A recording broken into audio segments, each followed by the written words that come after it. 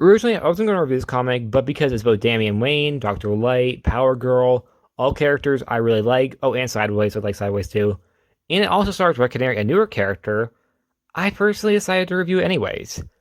For context, in issue 5 of Dark Crisis, Damian Wayne and Kimiyo Hoshi leave the Hall of Justice during the battle, so they're not present in the fight.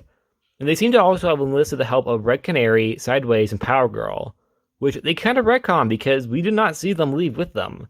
However, of course, that might or less just have happened at a different moment when they left. Perhaps they left earlier and then Dr. Light and Damian Wayne came afterwards, or they left first and then the three of them left. I'm a little confused.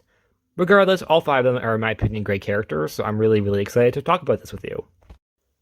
This issue starts off with Damian recapping what's been going on for the past couple issues, and that is about the battle and how the League are presumed dead. Also, we see a panel of ice flying, which is weird because I don't believe we've ever seen her do that before. While in battle, he tells John that he has a plan, and they have to go somewhere. John explains he can't go with them because there's a huge battle going on. But he does tell them to take a small team, and he decides on Sideways, Power Girl, and Dr. Light. But when Sideways opens a portal with the three of them running into it, Girder's about to hurt Red Canary, someone Damian doesn't recognize. He's forced to push her out of the way, taking her with them on the mission, as they both fall through the portal. On the other side, they find themselves in a different world subway station that's been abandoned. In fact, the entire world is. Red Canary is now forced to help as she's with them now. She and Damian also seem not to be a fan of one another's, as it is said that the two of them don't really know each other, with Damian constantly referring to her as New Girl. Meanwhile, there's also some tension when it comes down to Damian and Power Girl, because Power Girl is offended that Damian refers to her as a muscle and not the brains. Also, he does seem to be actually somewhat friendly with Sideways and Dr. Light, which does surprise me, but I guess that kind of makes sense because Dr. Light and Damian have similar personalities in the comics.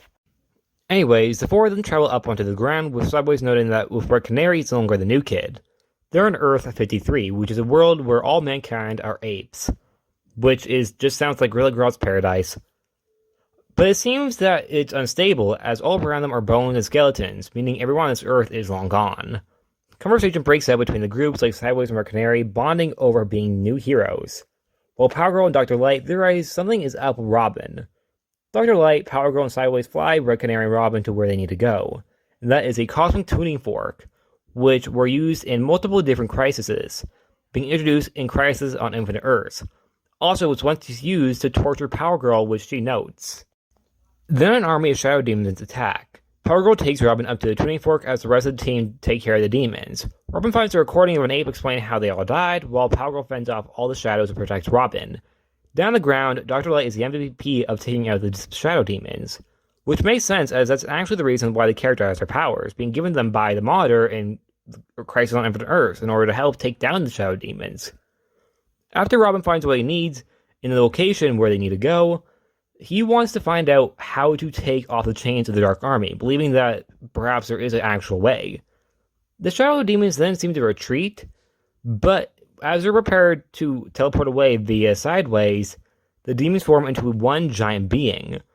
Dr. Light informs Power Girl to blast her over heat vision and so she can absorb the light and direct it to the monster to kill it. All escape through the rift that Sideways made, and they teleport to the House of Heroes That Bleed, a cutback from the first crisis where the heroes stayed. Dr. Light helped lead the way due to the fact that she has light powers and is able to give illumination to the darkened place. They find a control panel where they manage to turn the place back online along with a Harbinger AI, who freaks out revealing that the darkness is there, having taken over the heroes from the multiverse, including Kelvin Ellis, Mary Marvel, Captain Carrot, Aquawoman, and etc. A fight breaks out, and Sideways even gets bit by Captain Carrot, which is a panel that actually looks kind of scary. It's also being revealed that Dr. Light is her only hope in the multiverse, and the only way to beat the darkness is for her to go to the source. We also see that Red Canary finally gains a smallest amount of respect from Robin as he finally calls her by her actual name rather than calling her New Girl like he has been doing this entire issue. Dr. Light becomes one with the light with the reveal that the Monitor, when he gave her powers, was prepared for one day that she'd probably be needed in a battle such as this, being connected to Pariah in a way that allows her to hurt the darkness or connected to him. Dr. Light goes Omega, actually freeing the multiverse heroes from the darkness, something that has yet been done by anybody else. However, she's unable to actually fight the darkness straight up due to the fact that she was unable to manage to get to there. But that means she can at least free the heroes one by one. And the comic ends with all the heroes prepared to help in the fight. Also, there's also a little moment with Captain Carrot explained to Sideways so he's sorry that he tried to eat him, which I thought was really funny. Personally, I really like this issue. I think this team had a very interesting dynamic. I've always loved Kimiyo Hoshi as a character, and I'm really glad she's finally getting the respect she deserves. This is also a great issue for Red Canary. I thought having her and Damian interact was a smart idea, but also having her have a bond with a newcomer like Sideways too. And that's it. What do you think of this issue? Personally, it's probably one of my more favorite issues of Dark Crisis, even if it is technically not an issue of Dark Crisis, but a tie-in of Dark Crisis. Regardless, I really liked it. And that's it. Like always, please like, subscribe, and see you guys next time. Bye.